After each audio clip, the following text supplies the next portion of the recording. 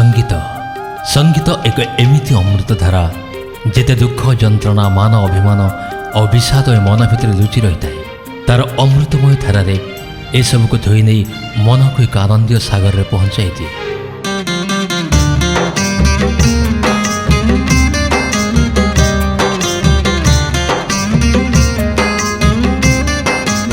दर्शक बंधु संगीतर धारा निःसृत होता से पुण्य गंगोत्री रूपक मधुर चटाणटी अबा कंठटी समस्त को आकर्षण करे ताड़कू।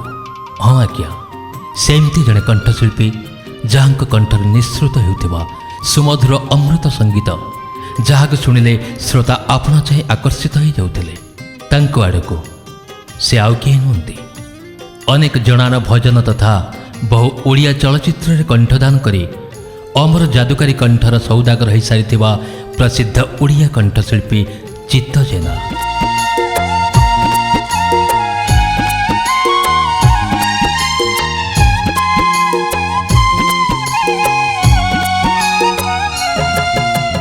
उन्नीस 1941 मसीहा डिसेम्बर 24 तारिख में कटक जिला पोपरडा ग्राम में एक संगीत भरा परिवार जन्मग्रहण करते श्री चित्त जेना।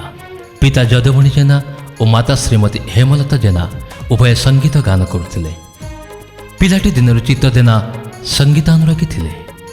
बापा माँ उभय संगीत साधक थिबारु से माने पुओ को भी सेप्रति उत्साहित करुले। भारतर प्रथम प्रधानमंत्री पंडित जवाहरलाल नेहरू निर्देश ओडिशा रे युव महोत्सव आयोजन करा जायथिला। आउ चित्त जेना से प्रतियोगिता भाग नहीं समस्तक मध्यरु प्रथम स्थान अधिकार करथिले। मंचरे तांको गायन शैली को निरीक्षण करथिले महान संगीत साधक तथा संगीत निर्देशक श्री भुवनेश्वर मिश्र। आगर से विधिवत भाव काहाटू वा कौनसी गुरुंठार संगीत शिक्षा करि नथिले। गुरु श्री भुवनेश्वर मिश्र ठारू से विधिवत भाव संगीत शिक्षा आरंभ कले। कॉलेज रे पढ़िला बेले चित्त जेना अनेक प्रतियोगितार भाग नहीं प्रथम स्थान अधिकार करि आसुथिले। धीरे धीरे से जन प्रतिभावान युव कंठशिल्पी भाव जनमानस परिचित हो पारिथिले।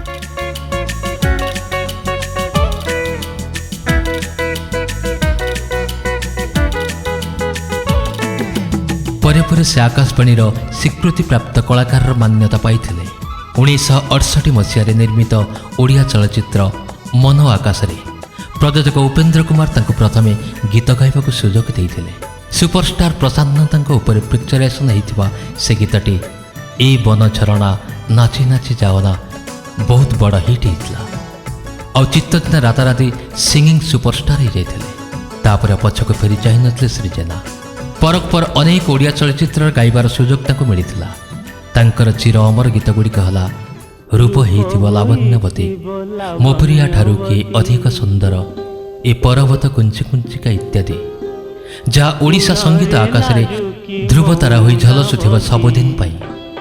तांको संगीत साधना पाई तांको उत्कल विश्वविद्यालय डिलीट 2011 मसीह जीवनव्यापी साधना निमते अमेरिका सोसाइटी तरफ सम्मानित, 2010 मसीह प्रफुल्लकर सम्मान तथा राज्य चलचित्र पुरस्कार सह अनेक सम्मान अधिकारी हो पारिथिले श्रीयुक्त जेना।